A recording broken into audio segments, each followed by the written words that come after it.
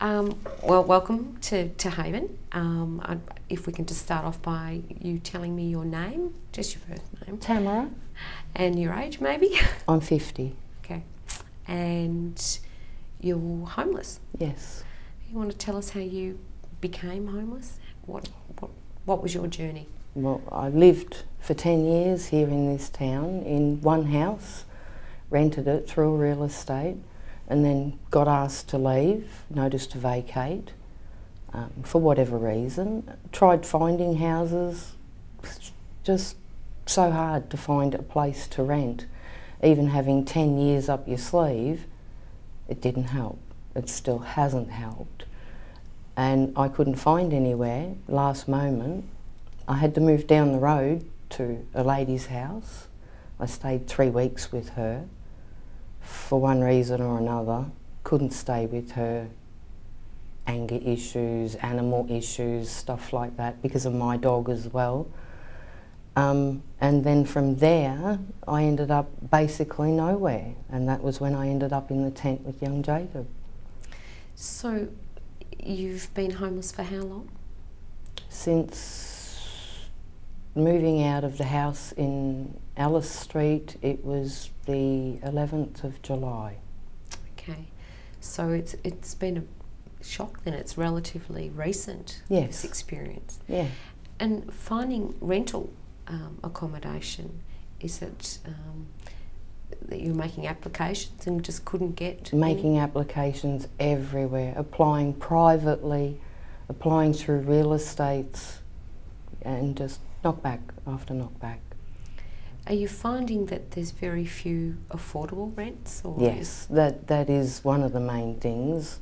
I mean, there are some that are affordable.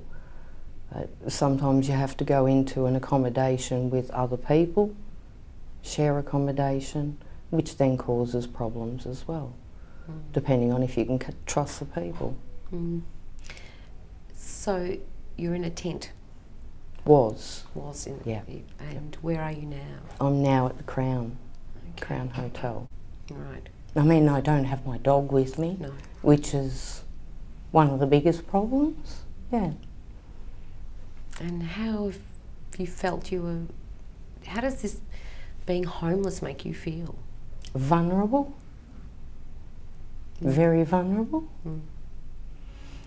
Having lived in one place for 10 years, did you ever imagine? No, I never imagined being asked to leave from there. So I had never made plans, as a few people have asked me recently. You know, why didn't you plan ahead and try for, you know, Office of Housing, you know, put in applications. I didn't think I was ever going to be asked to leave. I'd been there that long.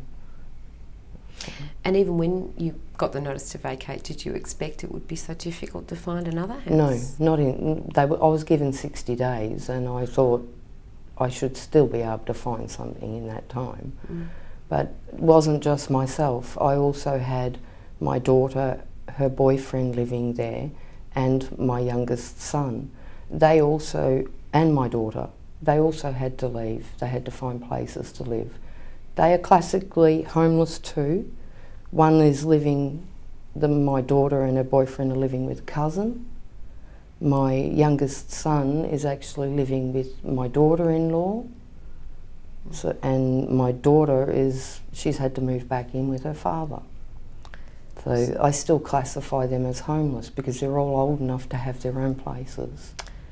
And you were all living together as a family, and now you're all separated.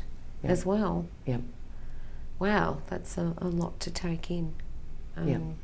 Extraordinary. So to go through the separation. How do you cope with something like that? Sometimes I don't. Sometimes I cry.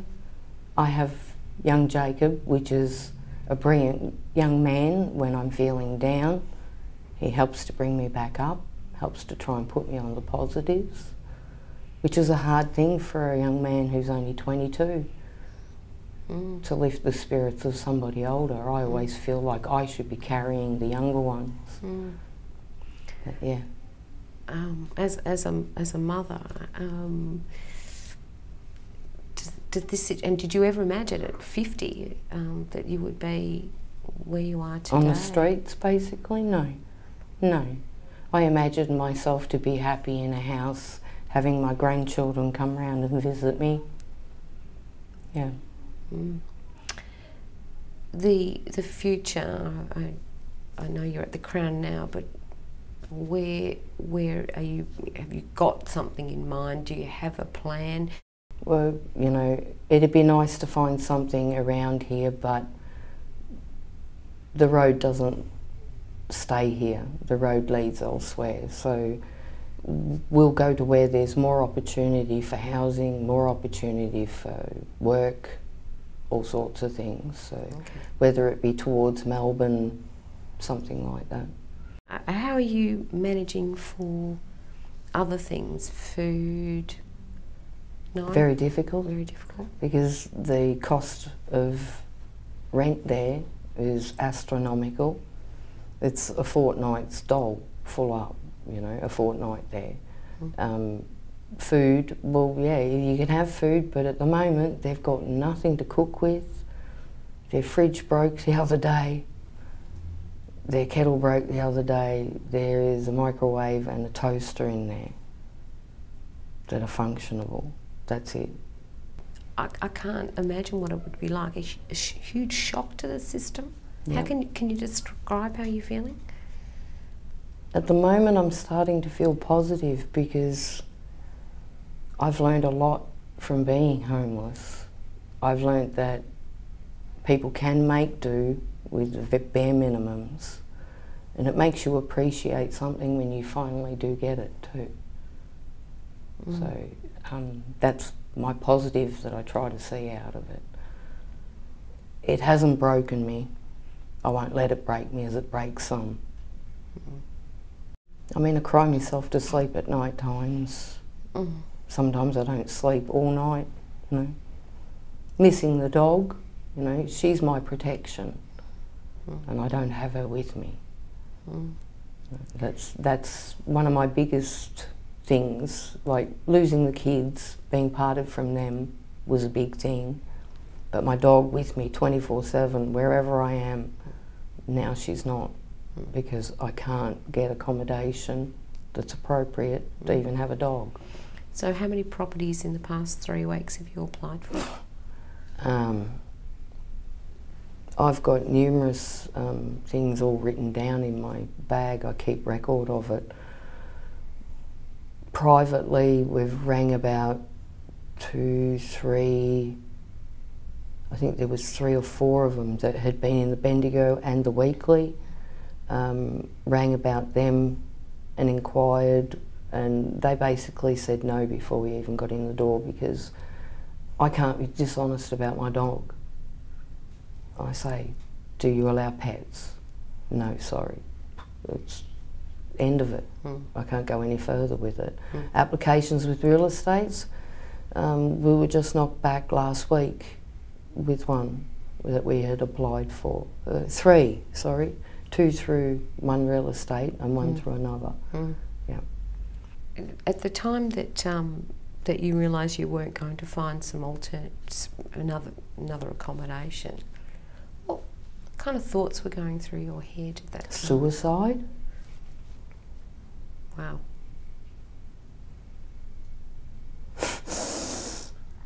I'm sorry.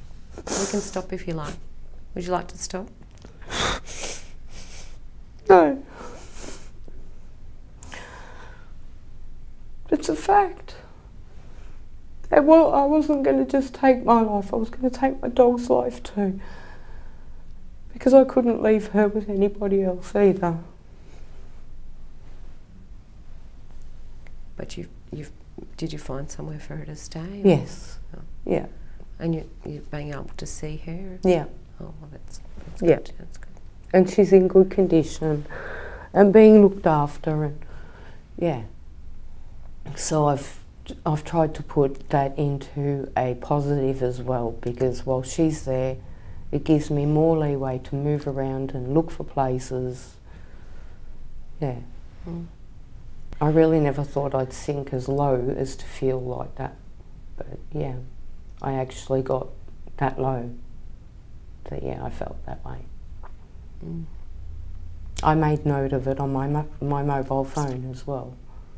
I actually made a note on the phone for the family. Mm. The being homeless, did that ever, did you ever think you would tag yourself that way, call yourself homeless? No. No, never. Mm. How do you describe yourself right now? Mixed up. Positive but mixed up. I want to start another nest.